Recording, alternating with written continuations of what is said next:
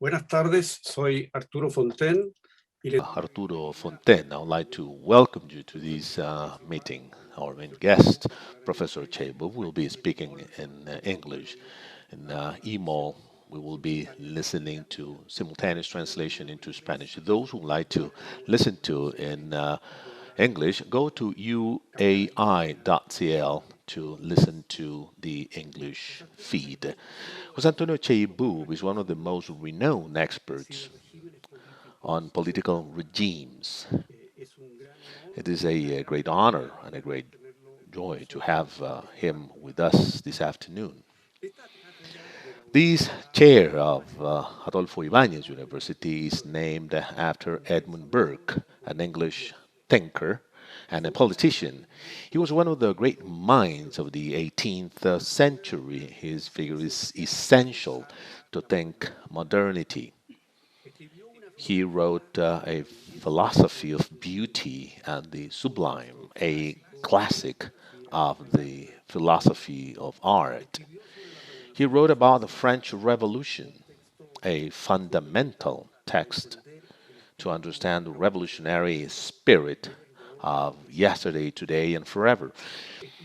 He wrote that he was a pioneer about the importance of political parties and of which health condition democracy depends on. He also wrote on the parliamentary regime. He argued that one of the sources of legitimacy of institutions is tradition, that is, memory.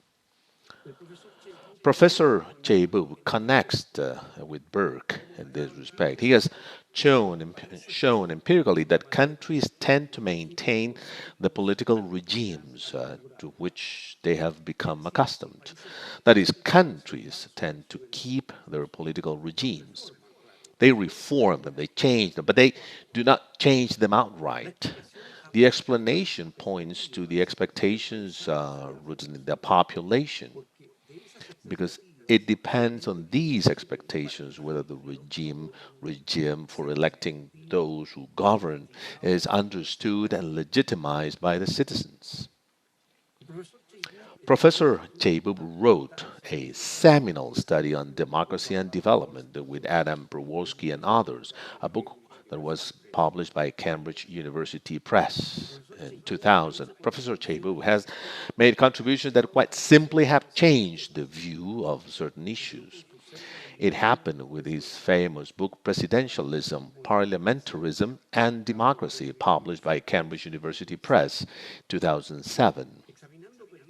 Examining long periods of time and several constitutions between 1946 and 2002, he tested the common criticism of presidentialism, criticisms associated, for example, with the arguments of the Spanish-born scholar Juan Linz. Contrary to expectations, Professor Cheibu showed that the evidence refuted the substance of these criticisms. More recently, his book Parliaments and Government Formation, published by Oxford University Press, shows the variety of rules used to form a government in the different European parliamentary regimes. His research on parliamentarism is showing that these regimes today, except in the United Kingdom, establish written meticulous, clear, and distinct rules about, for example, how parliamentarians give rise to the government, how votes of no confidence operate that can bring it down, how dissolution of parliament operates. Each procedure chosen has its own consequences. It is not a simple and spontaneous operation, as it is sometimes thought. It is, on the contrary, a complex and convoluted constitutional programming that has been designed with intentionality, precision, and attention to detail. What political regime do we want for Chile? A parliamentary, semi presidential, or presidential one? That is, How will those who govern us be elected? This is one of the fundamental questions that will be addressed by the Constituent Convention that we will be electing very soon, in a month or so. It is hard to imagine who today knows better the subject of the political regime and its functioning in the most diverse countries than Professor Jose Antonio Chebub. Professor Chebub, you have the floor. Welcome. Thank you so much, Arturo. I'm very flattered by the introduction, and I'm very happy to be here and to share with you some of my thoughts about political regimes. I'm going to share the screen so that I can. Uh, so um, my goal here today is to hold on, is to make a few observations about the three large regimes that exist today, or the three large types of democratic constitutions that exist today in the world. I'm going to say something about parliamentarism in Europe, an overview of its evolution. I'll say something about semi-presidentialism, which is a popular constitution in this day and age. And I'll say something about presidentialism and the risks that it's supposed to present. I am not going to propose or defend the adoption of any of these models. I mean, this is not something that is, I don't think my role is you know, to propose anything, but it's simply to call attention to a few observations in the sense that some of the things that have been neglected by political scientists, or some of the things that we have to think about when we or you know, the people in Chile who are going to be choosing members of a constituent assembly about the kinds of systems that you want. So before we start, it's very important to have very clear that we all have the same definitions. And so I'm going to go through them very quickly. So the crucial, you know, parliamentarism is, you know, the crucial aspect of this form of government is that the government, namely the prime minister and the cabinet, serve at the pleasure of a legislative majority. There is an institution called the no confidence procedure, or the no confidence vote, that members of parliament can propose. And if that motion is passed with support of a majority in parliament, then the government, the PM, the prime minister, and the cabinet must resign. Once the resignation happens, one of two things can follow. One is a new government is formed out of that existing parliament, or new elections are held, even if it's prior to the time when the constitution, or to the mandated time for a new election to happen. And a new distribution of seats is established and a new government is formed. Presidentialism, I don't need to say much because we all live under this kind of constitution and we all understand how it works. But I just want to emphasize the fact that it is, as opposed to parliamentarism, it is characterized by the separation of the president's office and the legislature in terms of their origin and their survival. Both the president and the legislature are elected for a fixed term in office through separate popular elections. And the Congress cannot remove the president from office, and the president cannot dissolve the Congress. One brief note is that, of course, I'm not referring to impeachment, which is a different mechanism because it is a legal process. I'm talking about removing the government, even under good behavior, in the sense that there is only a political desire by a majority to replace the government. This is possible in parliamentarism, but it is not possible in presidentialism. Semi-presidential systems are the ones that combine one feature from parliamentarism and one feature from presidentialism. From parliamentarism, it takes the fact that the government and, you know, the prime minister and the cabinet, like in a pure parliamentary system, stay in office as long as a legislative majority tolerates it. So the majority in parliament can remove the government by a vote of no confidence. But like in presidentialism, the head of state is occupied by a president who is popularly elected for a fixed term in office. Sometimes that president can dissolve the assembly. Sometimes that president has the power to unilaterally remove the government. But that but these things vary from constitution to constitution, and the basic feature is the combination of these two aspects.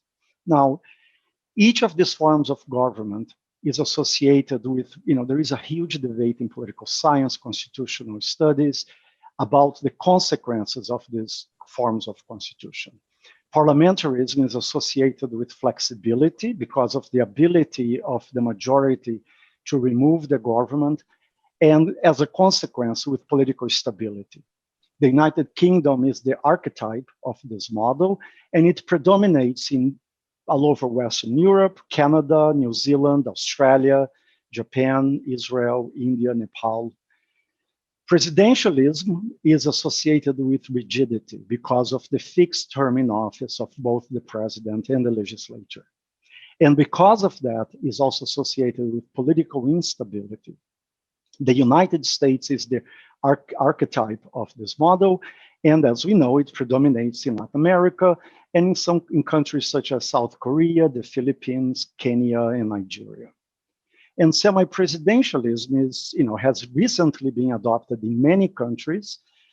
It's not really associated, or at least not yet, with any of these positions. I mean, the opinions vary about what causes or not stability. France is the archetype with the 1958 Constitution, and it predominates all over Eastern Europe and Portugal, Sri Lanka, Taiwan, Mongolia, East Timor, Cape Verde, and Mali in Africa. Now, I'm going to start discussing these constitutions through the last one, through semi-presidentialism. And this is because one of the questions that immediately pops to our minds is that why is it that this constitution has been so widely adopted? It is by far the constitution that for all countries that wrote new constitutions or adopted new constitutions since 1990, it is by far the most popular one. The argument I'd like to make is that semi-presidentialism is not really a regime type in the sense that it is not the product of a reasoned choice, in the sense that legislators or institutional designers or constituents, they do not choose it as their preferred choice over parliamentarism or presidentialism. It is actually a default given the prevalence of two important beliefs. One is that if we have a government that is going to be subject to legislative majorities, to shifting majorities, it is important to have a separate office for the head of state. And the idea there, comes from the United Kingdom, where you have, the monarch and the prime minister conducting the business of government, and the monarch symbolizing, not more than that, the continuity of the state. So there is this belief that, countries and states, should they need to have this thing. It's a debatable belief, but it is there. And the second belief is that if there is to be a separate head of state, that position must be filled through direct elections, through popular elections. Certainly, the possibility of a monarchy is out of question. And in this day and age, any institutional reform needs to be legitimized democratically. So creating a position that, whether intentionally or not, has even a symbolic power only, it is important that position be legitimized by the authorization that comes with popular elections. And so, in my view, that's why we end up with these kinds of regimes. Now, I said that France in 1958, the Constitution of the Fifth Republic, is the model that most countries use to design their own semi-presidential systems. It is certainly a constitution that stabilized politics in France after the extreme government instability of the Third and the Fourth Republics. So the Fourth Republic, that lasted 12 years, beginning in 1946, had 21 governments, different governments. It is really a very unstable polity. Originally, the 1958 Constitution was a pure parliamentary constitution. The president was to be elected by a large electoral college that was composed by the parliament and a large number of non-elected officials, mayors and local councillors, which at that time did not have to run for elections, they were appointed from Paris. The president, as the head of state, from the very beginning, would have the power to dissolve the parliament. But this is a feature of almost all constitutions, parliamentary constitutions. And de Gaulle, who became the first president of the French Fifth Republic, was elected indirectly in 1958. The direct election in France didn't come at the constitutional moment, and it wasn't considered at that moment. It came as a result of a plebiscite that de Gaulle proposed in 1962, which was approved, and it was used for the first time in 1966 when de Gaulle won re-election. So the regime that came to be known as semi-presidential is in fact was in fact considered or conceived as a parliamentary constitution with a directly elected president. And this is how I prefer to think about these regimes. Note, and this is very important, that what stabilized politics in the French Fifth Republic was not the figure of the president, was not the presidency itself, but it were features that had to do with the power of the prime minister. The danger of cohabitation, a situation in which the parliament would have a majority held by one party and the president would belong to a different party that would be in opposition to that majority in parliament, that's a danger that was recognized from the very beginning, and it was universally perceived in France as a problem. And that danger was kind of resolved in a maneuver that in 2000, a trick that pretty much eliminated the possibility of cohabitation by simply scheduling legislative elections a couple of weeks after the presidential election. And what happened there is that the majority who chose a president, knowing who the president was, would then choose members of the parties that would support the president so that you wouldn't have a situation of cohabitation. But the important thing that really mattered, in my view, about the 1958 Constitution are the two institutions called the vote bloqué, the package vote, or the guillotine, which is the special French way of doing a confidence vote. Very briefly, the vote bloqué is a process. It has to do with the ability of the prime minister to interfere in the legislative process. And it consists of the ability that the prime minister has to stop the debate on any bill that is being appreciated in parliament, and then compose the bill that he or she wants to have based on the original version of the bill and the amendments that were presented. But importantly, once this is done, the prime minister presents that bill for parliament to vote, and all that parliament can do is to vote yes or no, or to give an up or down vote for that bill.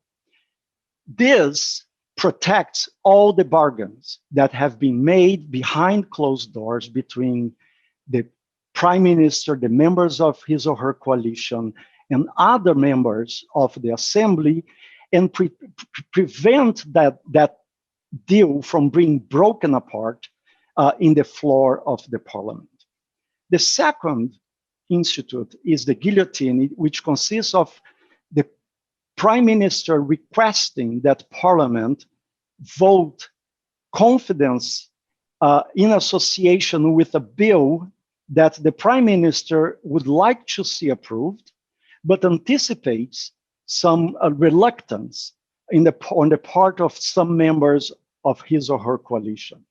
So when the president invokes the 49.3, as this is known in France, the bill will be approved only, the bill will be automatically approved, except if a majority of parliament organizes and votes against the bill. In other words, the presumption of success is entirely given to the proposal from the government, from the prime minister, and the burden of opposing, of organization is placed on the opposition. Again, this gives an important power to the prime minister to approve legislation and to interfere. This is a radical institution in the sense that the government can approve legislation without the parliament ever manifesting itself, because the legislation will be approved automatically if a majority does not oppose it. So these institutions strengthen the executive, and they exist, and this is very important. They, in my opinion, and not my opinion, but it is claimed that this is what really stabilized the legislative process in the Fifth Republic, and it is a feature of many parliamentary systems today. Almost all of them have codified in their constitution the confidence, the ability of the government to request confidence, although not as radical as it is in France. It is functionally equivalent to presidential decrees in presidential system and some other institutions that strengthen the head of the government and allow them, or the head of the government, to act on the legislative process, a feature that is a feature of many post-authoritarian constitutions in Latin America and in some other parts of the world. So, to conclude, semi-presidential model is not really a model. It doesn't really have strong theoretical justification. It emerged in places where parliamentarism was already the default. All the communist constitutions, if you look at them, they were in structure parliamentary constitutions. And so when the countries of Eastern Europe democratized, they naturally gravitated to the kind of constitutions, not only that were used under the communists, but that are used in most of them prior to the emergence of the communist regimes in the interwar period, when most of them had some parliamentary constitutions. And the success does not really depend on the president, but depends on the prime minister and on the powers that are granted to the prime minister. So parliamentarism, as I said, is associated with political stability. Its flexibility leads to political stability. It exists in many of these countries, in the 6 particular countries in the northwest of Europe, which are monarchies today, and today have monarchs who are symbols of the country or the state, and prime ministers who take care of the government. What's important to, these are the countries that serve as a model. And as I said, it is the UK that serves as the prototype for these parliamentary systems. What I would like to argue here is that the record of parliamentarism is a more complex record than this almost idealization of what happened in Northwestern Europe allows us, makes us believe. As a matter of fact, parliamentarism as a type of constitution only stabilized after a period of intense political stability that eventually led to the Second World War, and then a revival of democracies after that.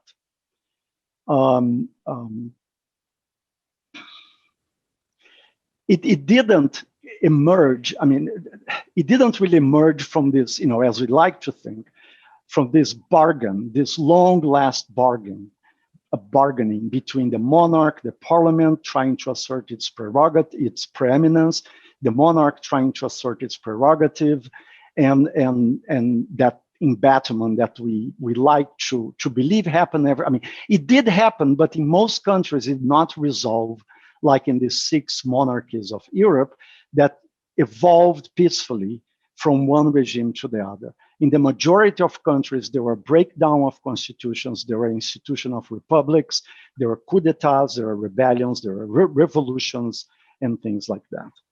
This is the picture that shows all the 30-some countries in Europe from 1800 to 2009. And what's important here to look at is that this picture here, I don't know if you can see my cursor, this picture, this line here represents the number of competitive legislatures that existed every year in the countries of Europe. And this line here represents the number of countries that practiced parliamentarism, even if they didn't have it codified in their constitutions. What we observe is that with the turn of the century, there was an increase in parliamentarism, which very rapidly declines with the end, with the interwar, period. And that only after the war do we see a steady, a maintenance of the cases of competitive legislatures and parliamentarism, with a gap that has to do with the communist regimes that were also installed or existed in Europe and remained after the war. And that only after the 1990s do we see all countries in Europe having competitive legislatures that practice some kind of parliamentarism. So it's important to note that in this area here, there was a lot of instability in the development of parliamentarism. Now, what about these parliamentary systems that got stabilized after the war? It's very different. They are very different from the classic model that presupposed the harmony between the parliament and the government that emerged from within that parliament.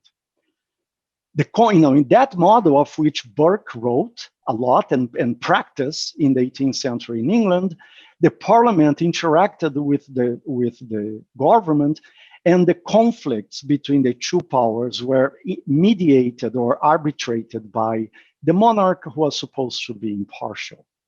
Now, this system, as I said, functioned well in England, in the United Kingdom, in a few other countries, but not in all countries.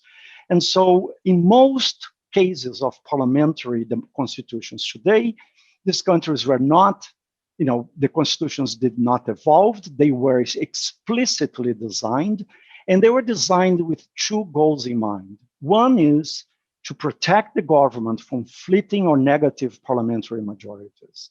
Again, like in the French Fourth Republic.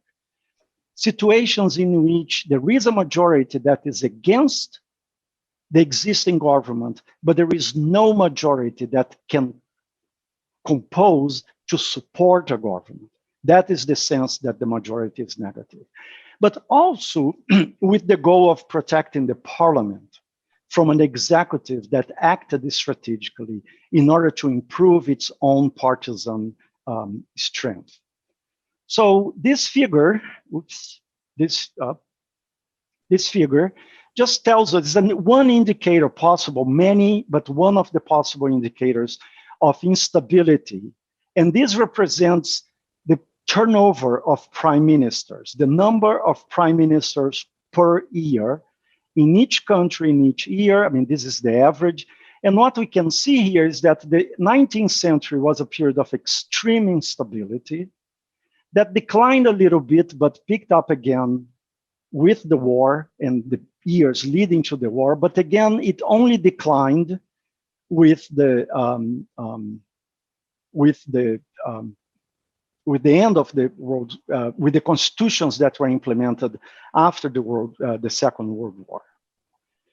And here to show that, this figure intends to show that parliaments at the same time, because remember in parliamentarism, parliaments can be dissolved before the end of their constitutional term if there is what is perceived as a deadlock, that the proportion of the parliamentary term that different parliaments experienced increased dramatically, so that on average, by the year 2000 and some, the parliaments in Europe were serving close to 70% of their constitutional terms, which was a sharp contrast with the 10% that they served when kings ruled and prime ministers did not depend on legislative majorities. Now, what is it that protected these governments? The most important, the constructive vote of no confidence, which was invented in Germany and implemented for the first time in Germany, which requires that the same group that proposes a no confidence vote and approves it must at the same time propose a government to replace the government that they are forcing the resignation of. So it's constructive in the sense that you must propose something positive if you want to deny the existing government the ability to stay in power. But there are many other changes, one of which I want to highlight is the raising the bar for passing non-confidence motions. So it used to be that the majority of motions were passed with a simple majority in the legislature, meaning by that all that it was required, it was 50% plus one of those present to vote. Many constitutions after 1945, they adopted the absolute majority criterion for deciding or for a successful motion of no confidence, meaning by that regardless of the number of people who are present, the success of the motion depends on the approval of 50% plus one of the members of the parliament, even if they are not all present. In terms of parliaments, the protection that came in the form of pretty much or essentially taking the discretion in the dissolution of parliament from the hands of prime ministers and heads of state. Essentially, there was a specification, a removal of this discretion, and at the same time, a specification and limitation of the conditions under which dissolution could happen. And those were predicted in the constitutions, and then dissolution became in reality a way to resolve deadlocks and not a way for the prime minister or the incumbent to obtain or increase its partisan power. And they did that through a number of procedures that were written inside the Constitution. So the bottom line about parliamentary constitutions is that, yes, they can be flexible. They work well, but they need to be designed well. The details that stay, it is not sufficient to have a government that depends on a majority in order to be in power. Even though this is a very important criterion, it is definitional for parliamentarism. What I'm claiming is that it is the regulation of the way that these majorities can and must express themselves that stabilize these constitutions. So presidentialism, as we know, it's associated with rigidity and political instability. And there are two charges, basically. One, that is, this rigidity leads to a lack of incentives for cooperation, which eventually leads to deadlock. The president has a position, the parliament, the Congress has another position, and since they have no incentives to cooperate, what we see is paralysis. The other, more recent charge against presidentialism is that it has a great potential for executive aggrandizement. My claim is that on both counts, the evidence is weak. The first thing to point out is deadlock is not a unique feature of presidentialism. It happens in every society, under every constitution. It just takes a different form. Whereas in presidentialism, it can be that a deadlock is manifested by the lack of approval of important legislation. In parliamentarism, deadlock may be represented, may take the form of multiple elections occurring in short periods of time because a government is not capable of being formed. This, the best example is Israel, which just had the fourth election in less than 2 years, and people have doubts whether it will be able to form a government even after this election. And I list here are the examples. Similarly, the length that it takes for a government to be formed when parties behind closed doors negotiate with one another in order to form a government. Extreme cases are listed here, and Belgium being the most extreme, when it spent almost 2 years without a government, as it attempted to form a coalition that could support a government in power. During those 2 years, allegedly, no important decisions were made, because that's the nature of caretaker governments in parliamentarism. Now, incentives for cooperation, the truth of the matter is that if all actors have the same goals, they care about similar things, and by this I mean the president, the legislators, the prime ministers, we have to assume that they all have the same interests. If we assume that, then we can find that all of them will have sufficient incentives for cooperation. Cooperation is not something that we need to maximize. It is something that we need to optimize. It can be below the maximum, but that doesn't mean that it is insufficient. The institutional structure of presidentialism and parliamentarism obviously matters for these incentives. And here I list 3 of these institutional specificities that really sharply differentiate presidential and parliamentary democracies. In parliamentarism, any coalition can be formed, whereas in presidentialism, the coalition that needs to be formed, or a coalition that can be formed, must include the president and the president's party. In parliamentarism, any leader can, in succession, try to form a government, can be the formateur, as we say in parliamentarism. In presidentialism, the formateur is the president and only the president, because that individual was elected to be the head of the government. These are distinctions that are important. But if we assume that they have, for behavioral assumption, we assume that they have the same goals, what we find eventually, and I've written about that, so I'm not going to go through the details here, but what we find eventually is, whereas we should expect to see the largest level of cooperation in parliamentarism, we should still see a large enough level of cooperation in presidential democracies. The reasons for cooperation are the same, but the institutional structure is different, which therefore causes for this variation in quantity, in frequency, but not in quality, in the ability to form coalitions. All forms of governments that exist in parliamentarism also exist in presidentialism, and they function in similar ways. In this picture, I just take the data from my book from 1946 to 2002 to make a quick comparison between parliamentary and presidential democracies. Here we have all parties, all cases in which the parliament is fragmented to the point that there is no one party with a majority of seats.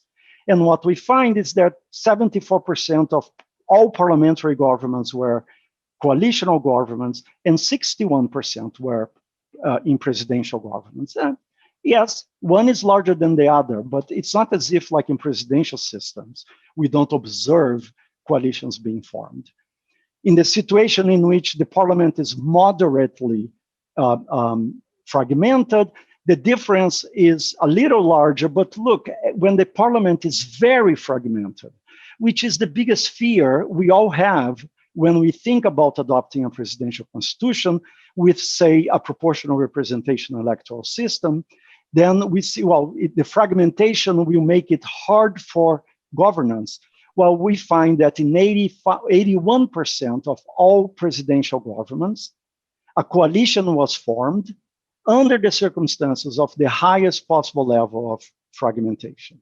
And I do the same thing to assess whether the government had a majority in parliament, and we find the same qualitative comparison, which I'm not going to go through here because in the interest of time. So let me just conclude by saying something about executive aggrandizement. So this is, what we call today democratic erosion in the hands of executives. I mean, there is a huge concern among everyone that this is happening more frequently and democracies are dying a slow death at the hands of presidents. And the question is, do presidents pose a higher risk than prime ministers of democratic erosion or democratic backslide? What I did is, research is still at the very early stages in this area, so I did what I could to present some pieces of evidence to you here. I used this project, data from this project on it's called the Democratic Erosion Event Database, which does for a large number of countries in the world, it does something that is exactly what we need to know. It codes between 2000 and 2018 events that can be classified as precursors of backsliding or symptoms of backsliding. So, for example, actions that weaken the legislature or the judiciary, that manipulate the civil service, electoral fraud, bias in the media, and so on, they are classified as precursors. And, reduction in judicial and legislative oversight, change in term limits, suppression of term limits, repression of opposition. Those are symptoms that things are not going very well. What I did is I collected this information and I classified by the type of political regimes. What is important to see, to me, the point I wanted to make here is that if we compare the number of events per country, which is what we have to do given that the number of countries varies in each of these categories, if we compare the number of events per country, they are more or less the same across all types of regimes. Like this is pure presidential regime, this is pure parliamentary. Semi-presidential alone is the one that has the lowest number, but there is nothing that leads us to believe that this number is is much different from the 21 that we find in parliamentary and semi-presidential, or even the 24 we find in presidential and in parliamentary constitutions. So just to conclude, I think what we can say with confidence after a very quick analysis of these three constitutions is that each type of democracy has worked well in some places and not so well in other places. Average differences, such as comparing proportion of coalition governments, comparing the rate of backsliding events, comparing the number of governments, average differences in performance depends very much on the set of countries that we are using to compare, the time period, and the outcomes that we consider. What's important to retain in mind, in my opinion, is that the devil is really in the details of how we are going to design these constitutions, given that there is a prior choice or a prior tradition of one of these types of constitutions. So in parliamentarism, it's really important, and this is something that's widely recognized today, to prevent the instability that is very possible in parliamentary regimes. And these, and those are things that we tend to leave for the, as an afterthought. But what I'm trying to say here is that this should be brought to the forefront of constitutional design. In semi-presidentialism, all the concerns with parliamentarism have to be addressed, plus the possibility of cohabitation, which is unique to this kind of constitution. And in presidentialism, the issue of presidential powers, which we tend to see with an almost automatic aversion to, because we tend to, react badly to concentration of powers, but we have to see that not only in terms of concentration of powers, but in terms of legislative efficacy and in terms of legislative oversight and designing institutions that allow these two things to be balanced.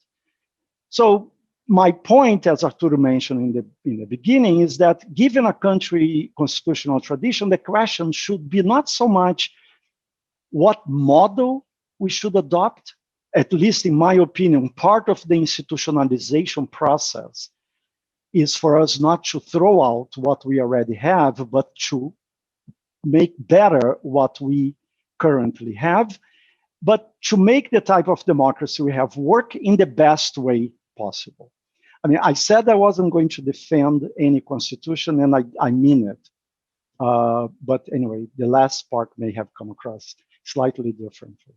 I thank you very much, and I'm looking forward to a discussion about this. Muchísimas gracias, profesor Cheibu, por esa Thank you, completa. Professor, for that comprehensive presentation. I would like to offer the floor to the Dean of the School of Law, of Professor Isabel Aninat. Thank you, Arturo. Thank you, Professor Cheibu. It seems that the presentation actually opens up for a conversation that may take much longer than what we have. So let me go straight into my first question. I have lots of questions actually, but something you mentioned many times throughout the presentation, especially with an emphasis on presidentialism, which is this idea that these deadlocks, these paralysis,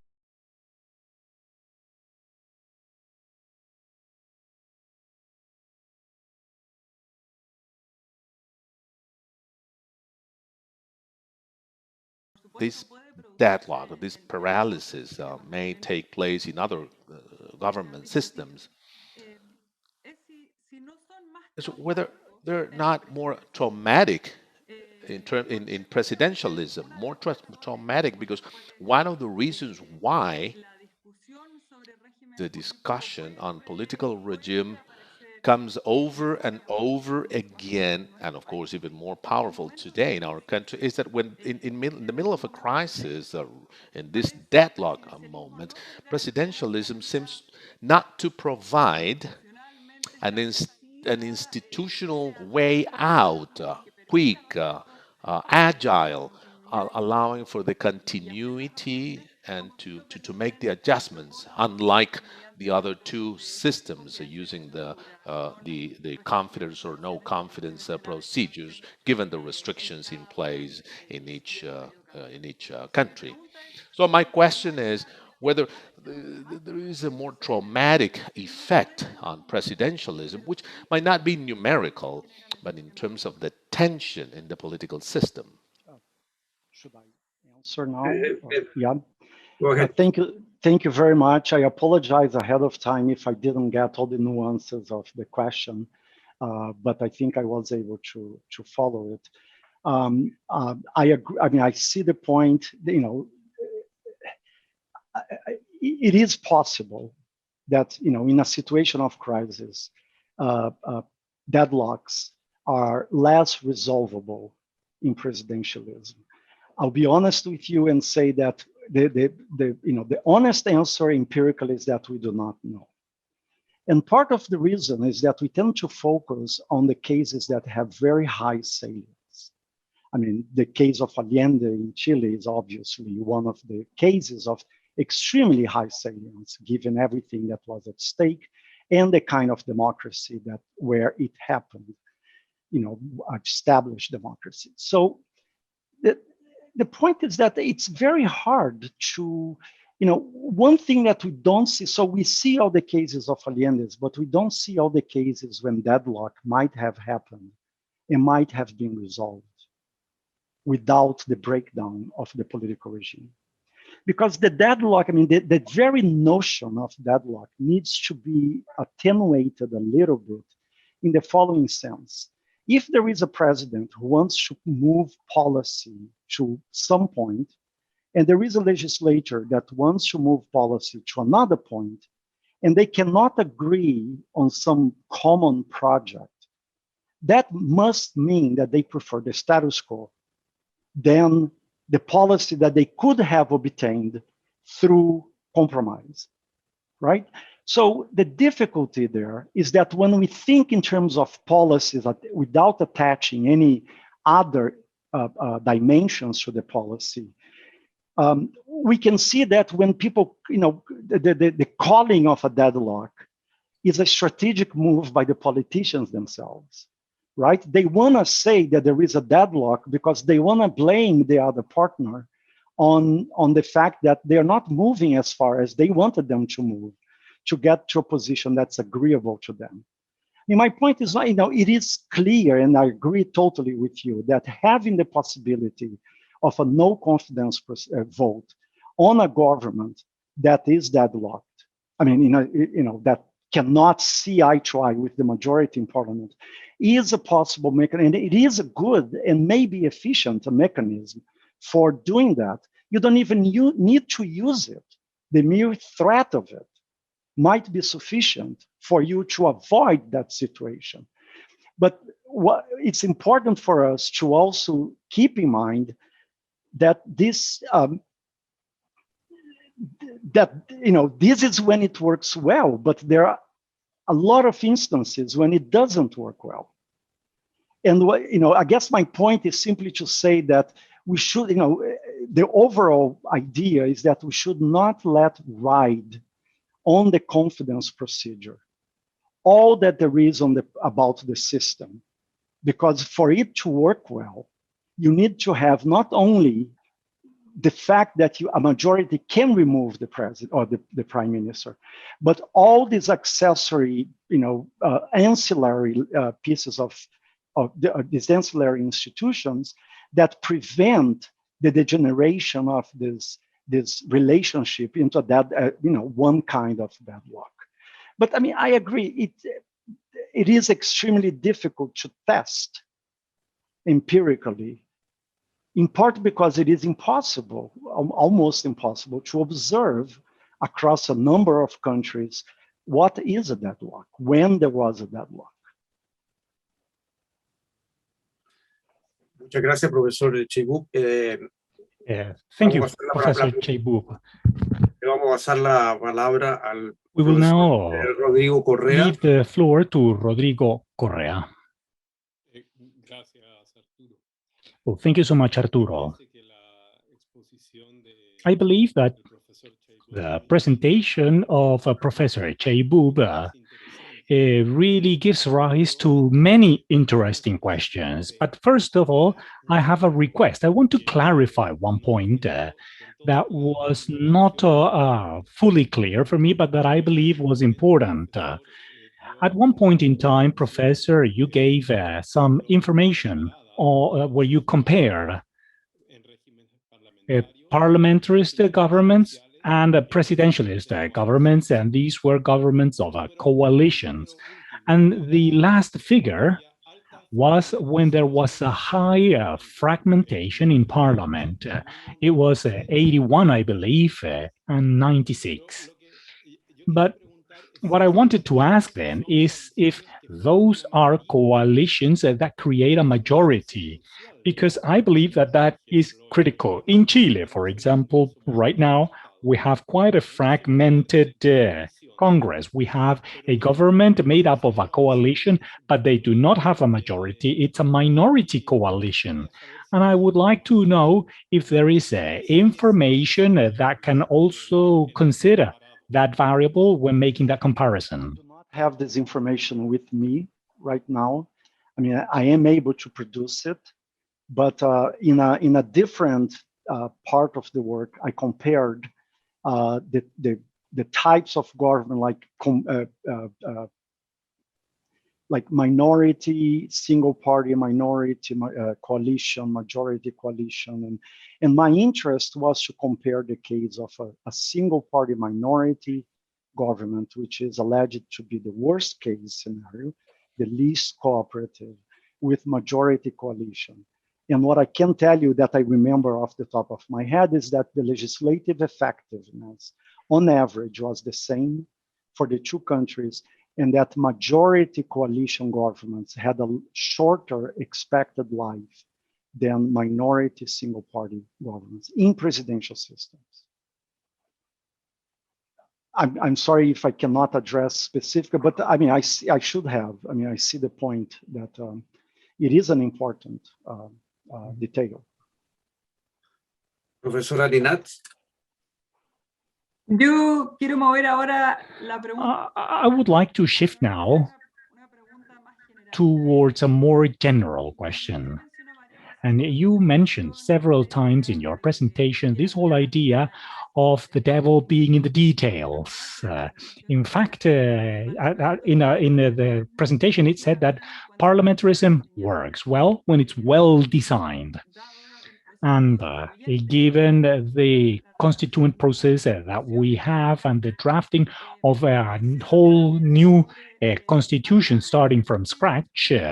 So aside from the information that you've given us with your presentation for the different types of regimes, what are those other details that we need to pay attention to? I know that you've written on some things, for example, related to a state of emergency, with veto, with other elements. But also, I would like to know if, aside from those details that need to be paid attention to, does it have to do with the political regime and the form of the state, whether it's a federal or unitary country, or the type of administration? You mentioned within the parliamentary countries the case of the United Kingdom, Australia, Canada, and New Zealand. All of these are countries that have civil service, social service. So before going into the constitutional rules, looking at the broad map, what are those other details that need to be paid attention to, and the interaction with the political regime could bring new tensions? Thank you. I mean, some of these other areas you already mentioned, right? I mean, the other, it's an enormous list of things that need to be considered by those who are writing constitutions. And to be honest with you, I cannot even begin to imagine how I would address many of these other points. But one thing, and I don't know if this is going to go to your question exactly or be helpful, but one thing I can say is this. In my impression from studying constitutions and constitution-making processes is that these solutions emerge as part of the diagnosis that led to the need to write a new constitution, or to the crisis, that led to the writing of a new constitution, or the amendment or the reform of an existing constitution. One thing that I think is important, therefore, I don't think there is a general answer to this question, in the sense that Chile is a unitary country, and there is no point, I believe, in thinking of a federal structure for Chile. There may be some devolution that is on the table and things like that. But I think each of these aspects have to be assessed with respect to the diagnosis of the crisis that led to the need and this is something that I have not, from the little I know about Chile, for example, I have not yet realized, what is it? So I'll give an example. In 1988, when the constitution makers in Brazil were working on the powers of the presidency, they end up using a lot of, with very important differences, but they incorporated some institutions that had been first established by the dictatorship that they were happily replacing. And part of that is because there was a diagnosis of the crisis of 1964, that the culprit, or a big culprit of that crisis, was the Congress and the decentralization of the Congress and lack of ability of the leadership to control the members of their parties. So the system that they designed was quite centralized, and it was very much in response to that. Another example is the German constructive vote of no confidence, right? Which was, comes straight from the crisis that, from the way that they perceived the Weimar crisis, and the importance of preventing governments from coming in and out without the necessary supporting parliament.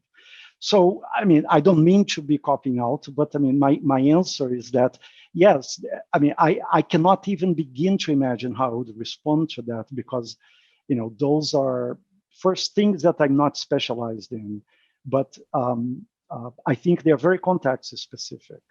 You know, in my view, the solutions we find in constitutions have to do with the perception of the crisis, and not so much with a paradigm that is, you know, out there for us to. Gracias, profesor Chibú. Profesor Correa. Thank you so much, Professor Chibú. Professor Correa. Yes, now I believe a more interesting question on my behalf, but also related to the point that was mentioned by Isabel. Yeah, the devil is in the details. I believe that resultó en algún sentido esperanzadora. It turned out to be quite a hopeful, quite an inspiring talk, because it suggested that it is possible to identify the problems of in a political system, and with the appropriate engineering, find an institutional solution to solve those problems. There's some hope there for a system that has issues. And you mentioned that in the parliamentary system, there are certain mechanisms that have been useful and that have stabilized the European parliamentarism systems in order to protect the government, but also to protect the parliament. So I wonder, in your studies, have you come across other mechanisms in order to solve other problems of parliamentarism that you also showed? But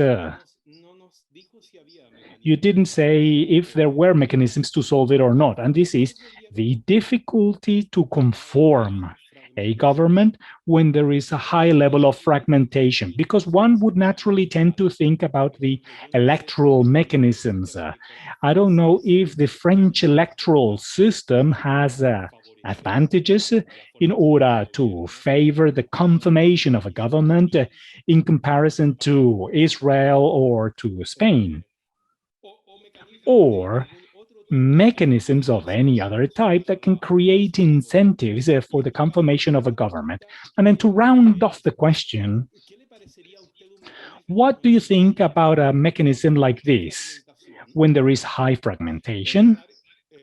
Thinking about if it's not possible within a given period of time to conform a government, it is necessary then to dissolve the parliament, and then the new election should be done under a different electoral system to that took place first, that leaves the small parties out so that they know that they run a high risk of not being in parliament if they do not cooperate in the confirmation of government. Interesting. First, let me say something about formation, government formation in general. I cannot think of mechanisms that help to form the government. I can think of, I mean, I do know from some studies I have that some investiture rules are correlated with the type of government that emerges.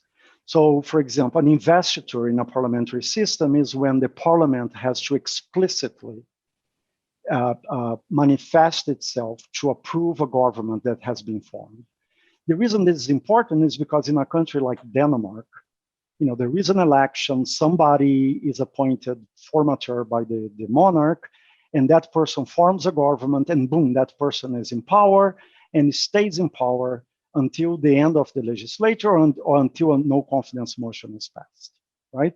Nothing, the parliament is only posterior to that. Now, many constitutions now adopt an explicit investiture vote, and this vote can be of many types. It can be ex ante, in the sense that you elect, like in Ireland, you elect a prime minister, and that prime minister then forms a government, or it can be ex post, like in Spain or in many other countries, where the government is formed, but within a period after its formation, it has to present itself to Parliament, and if it does not win enough votes, it has to resign, right? So anyway, what I can tell you is that from my studies, one thing I found is that only one feature of investiture matters to prevent the emergence of minority governments. And this is the decision rule that requires an absolute majority support in Parliament for investiture.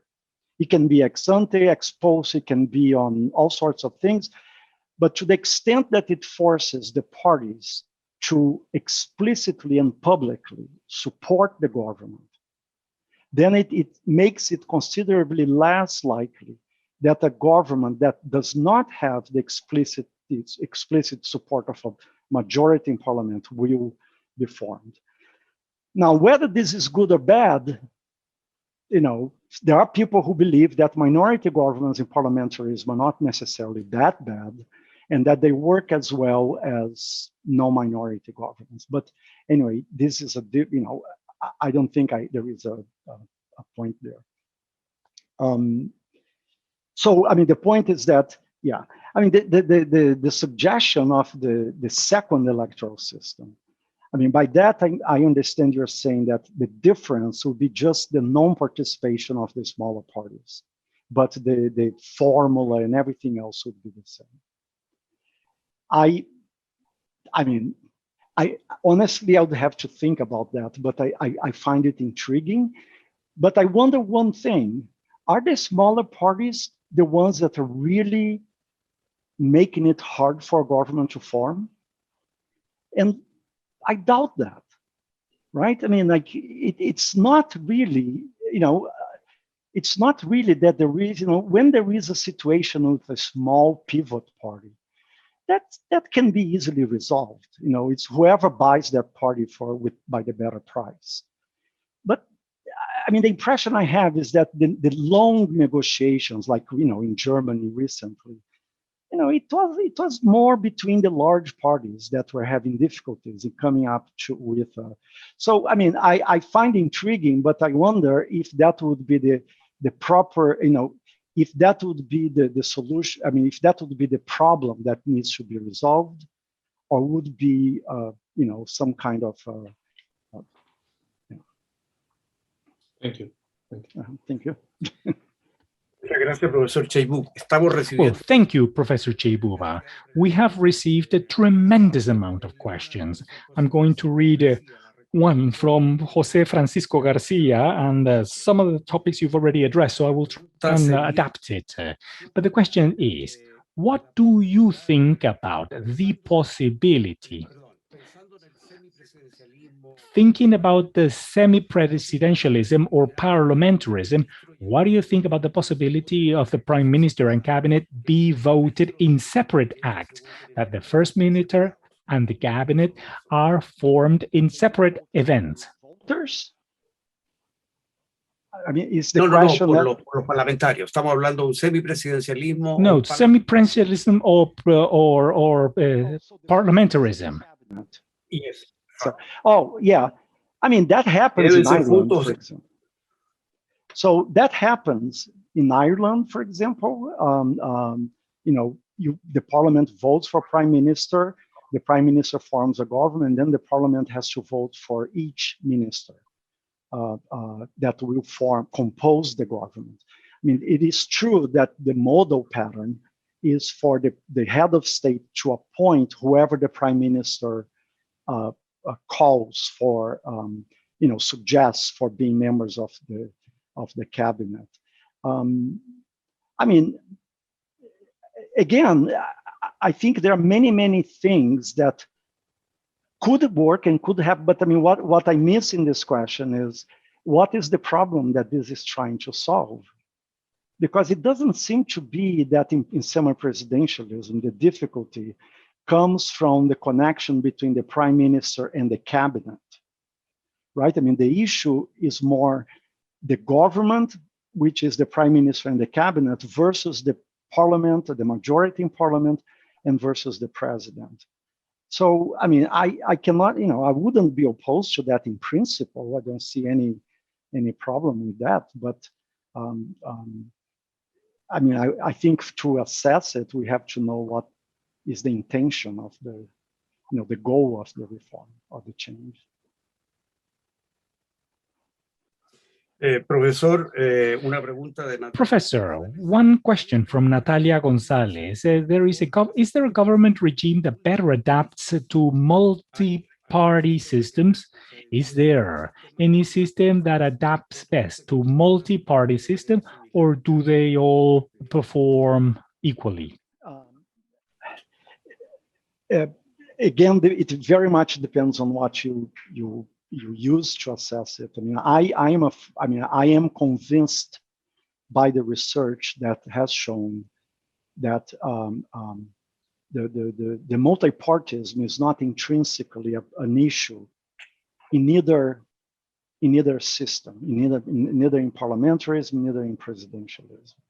Of course, there will be situations that are extreme.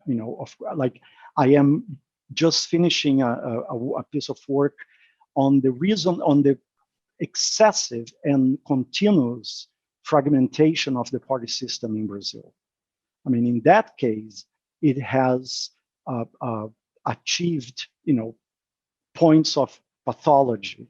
There are in the Congress, there are over 24 parties represented. But part of the explanation for why this happens is precisely because the government was able to govern without having to worry too much about composing a coalition in parliament, because it was relatively easy for the president. So I think in principle, in general, I think any constitution can work with any kind of condition, but like in any constitution, any institution we can think of, I think we can think of the way we'd like it to work, and we can think of disasters and problems and issues. And inevitably, you're going to have to make trade-offs between, I find it's more important to resolve this problem now, even at the risk of having that possibility. I mean, so I think, the answer is I don't think there is one system that works better with multi-party systems than the other. Me excuso porque esa pregunta era I would like to apologize because that is a question from Professor Sebastian Soto, and I got confused with what Natalia Gonzalez asked, and I'm getting so many that I have to choose. But then the question also goes along the same line. Natalia Gonzalez asks, what are the concrete incentives in order to cooperate in a minority presidentialism? What are the incentives then for there to be cooperation in a minority presidentialism government? And what tools could enhance that cooperation of a president with a minority in parliament? The fact that, I believe, and I think it's the reasonable thing to believe, that any president or any member of Congress has as his or her interest not only to stay in office and continue in office, but also to see some kind of policy approved. Now, the president, and we can assume that the president will be somebody smart, and somebody in Congress will likely be smart also. And these people know that for them, the Constitution is such that for them to have the piece of legislation they want to see approved, they cannot have that approved without the cooperation of the Congress. So the president cannot decree something permanently. One of the mischaracterizations of decree power is when people say, and so ruled by decree, as if that were the end, and that person became a dictator who could just do everything he or she wanted. That's not how it works. So the president, knowing that in order, assuming that they all want to stay within the system, that they need a majority to approve a bill, they will try to cooperate. And the member of parliament, knowing that if they want to have a bill approved, they have to do it in such a way that the president is not going to veto it. That is the same structure that for some lead to the deadlock also induces cooperation, right? So, and that's the paradox of it. I mean, you cooperate because you want to achieve something that without your the cooperation of others, you're not going to be able to achieve. And so I think that is the biggest lesson. The issue in presidentialism, which is a very important issue, is whether the president is going to seek cooperation in Congress by buying votes in the spot market, by composing coalitions that are ad hoc for each different piece of legislation, or whether the president is going to be able to rely on a coalition that is relatively stable. Now, that varies, but the fact is that you also have, minority governments in parliamentary systems also function in this. Some minority governments do, they have to buy support for different pieces of legislation. So anyway, that's my answer. Muchas gracias, profesor Chibú. Well, thank you so much, Professor Chibú. I would like now to leave the floor again to Isabel and Inat. Creo que serán las últimas dos preguntas. Sí. las de- These will probably be the last two questions. Voy a quedarme en el presidencialismo un momento. That's right. Let us stay with presidentialism. Y usted, profesor, en su Professor, in your presentation, you showed part of the evolution that semi-presidentialism has had, the different modifications and changes, as well as in parliamentarism with the different vote of non-confidence or confidence. And in presidentialism, you talked about the cooperation mechanisms and how to optimize them. Now, aside from the points that you mentioned, what are the general evolutions of these compared presidentialisms that have taken place in the recent times in order to start making these adjustments? I would say that the most important evolution of presidentialism has been the granting to presidents legislative powers. I think there is a sharp difference between the constitutions prior to the series of coups that happened in Latin America, for example, in the 60s and 70s, and the constitutions that emerged after that. In many of the crises that existed, not only in the 30s and 40s and 50s, but many of the crises that existed in presidential systems in Latin America had to do with the fact that, contrary to what I think many people like to say, presidents were actually weak.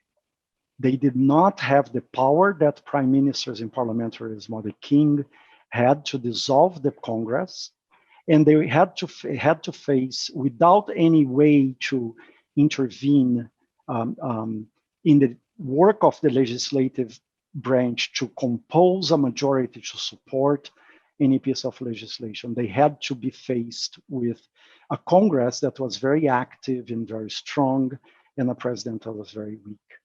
So the one thing that emerged in the post-authoritarian, the post-dictatorship period in many Latin American countries and in other presidentialism is the strengthening of the president by granting them legislative powers.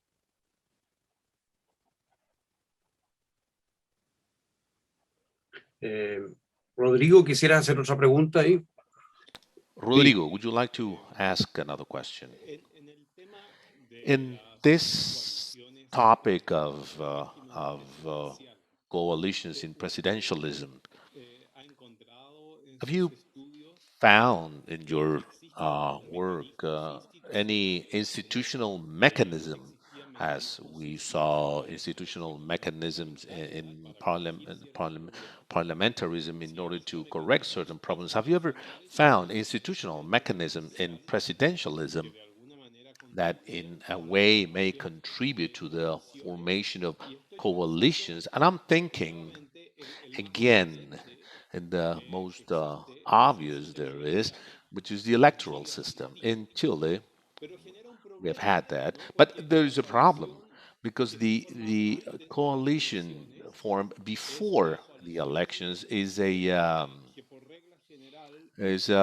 coalition that is given by ideological considerations. It's difficult to have an electoral coalition uh, uh, without ideological sympathies. That means that once the president is elected, it's almost impossible to expand the coalition. If it's a minority coalition, the presidential election has been a very a strong rivalry between um, two two sides that are not friendly, so to speak. And at least in our Chilean experience, maybe the experience of other countries show differently. In our experience, the coalition will not change uh, after the election, and it's a minority coalition. Therefore, with big difficulties to govern. I mean, I honestly, I cannot say that this is uh, uh, a general situation. I mean, I wonder myself, I see the point and I see that is important. And I see that, forming and keeping coalitions in presidential systems is very different than in parliamentary systems, in part because in parliamentary systems, you have to protect the government from a no confidence vote, right? And so the parties have the interest of cooperating in that respect. And that's absent in presidentialism, but doesn't mean that they don't cooperate for legislation. I mean, my sense, I mean, what I can say on the basis of what I have done and, that I can think about now is that even a minority coalition, it will face instances that it may be a minority government coalition, but that may have a legislative majority to support it, at least in some important bills. One thing that strikes me that, I really don't know how to put it because it's something that I'd like to be able to verbalize, and I'll try to verbalize it now. But I feel like a lot of these institutional discussions, they have to do with the idea that things have to happen in a short period of time, that we have to resolve problems immediately, and that if they don't get solved immediately, there'll be, a crisis. I take the point of, situations that have conditions, socioeconomic or demographic or whatever, that are very explosive.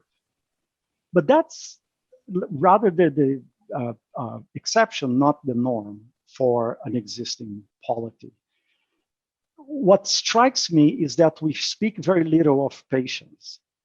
So, there will be a government that can do less than it might have liked, but it will do something. I mean, it's. I guess I don't know how to say that, because it's very banal, to say this. But I think we have to expect it. I mean, the fact that we can change a government is not always good. It's good to be able to be forced to compromise and to accept that, to me, this is the essence of democracy, right? That no one party is going to be able to impose its preferences over another actor. So in essence, the best situations are the ones in which people are forced to cooperate by bargaining, by negotiating. And I'm not saying that, it's of the goodness of people's spirit or whatever that they're going to do that. But I think there is a little bit of, we need to incorporate a little bit the desirability of, of saying that, we can't accomplish everything very fast at the same time. I would love to, but it's very difficult, right? I mean, democracy is by necessity, by definition maybe, but intrinsically incremental. And so I guess we have to accept that. Isabel? Isabel? Muy corto porque creo que nos queda un poco. Very short. I believe we have only a few minutes. Let me go back to semi-presidentialism. Y usted habló de la You importancia talked de about the dos importance of reyes two particulares del semipresidencialismo rules of francés. of the French semi-presidentialism, el Y me vote gustaría saber bloqué si and the guillotine. si países I'd like to know whether han other incorporado countries semipresidencialismo, with the semi-presidentialism de alguna manera existen reglas in a legales way que como have Francia rules such as in permitan un France sistema que will funcione allow en for a base system like you said estos reyes en particular with these que particular permiten mayor rules that will estabilidad. allow for a Mi greater pregunta es, stability. If you think of a semi-presidential system, we'll have to pay attention to these two rules, or is this quite peculiar to France? Particular of the French case is the final part of the institution when the bill is considered approved, even if the parliament, I mean, the bill is considered approved unless a majority votes against it. That is the part that I know of. There are many countries that do have something similar, but the approval of the bill needs to be ratified by a majority in parliament. I mean, the effect, what France does, and I think that is unique, is just to give this extreme power, which is a huge controversy in France. And there are papers showing that the prime minister loses popularity when they use this institution, so it's costly for the prime minister to use it, precisely because it is the government passing legislation without the consent, explicit consent of parliament. So there are many other countries that have that, and I don't think this extreme French form is really what is necessary. I think what is more important is the ability to force the government support to explicitly act, consider not only the status quo versus the policy change, but the status quo with the policy and the lack of, without the policy and the lack of government, with a different government, because that government is going to resign. But it is a widespread thing. About the vote bloqué, I cannot say for sure how many countries have it, but I know more others do. Aquí tengo una pregunta de Guillermo Larraín. A question from Guillermo Larraín. We're about to close here. Presidentialism, minority presidentialism means a lot of pragmatism. Going from supporting a president with whom you have important ideological differences make the support politically expensive or costly. El punto es que hay una dificultad en The la point cooperación. is that there is a difficulty in cooperation because it assumes pragmatism, especially. But when you have ideological division strong, when you have polarization, this pragmatism is challenged. Minority presidentialism assumes pragmatism, but supporting a president with whom you have ideological differences makes this support to be very costly. On the presidentialism than on the parliamentarism. It is costly to support somebody who has a different position than yours, right? So I see I agree that it is costly, but it has to happen. It happens all the time. That's how you govern. Ideology is one of multiple other considerations that legislators and parties and president, they have to take into account in order to process the political consequences of their proposals and their decisions to support or not support. It makes it across the board. I think it makes it more complicated because in polarization, of course, it's hard to govern under polarized conditions. This is true in the United States and it's true in Sweden. A pure parliamentary and a pure presidential system. Sweden had 3 governments, has the easiest investiture procedure. It's presumes the government in power, and yet the government lost investiture because of the difficulty of accommodating the different political positions that were at play. Profesor Cheiboub, muchísimas gracias, profesor. Thank you very much, Professor Cheiboub, Professor Correa, Professor Aninat. Thank you very much, all of you, and good evening. Muchas gracias. Thank you. Thank you.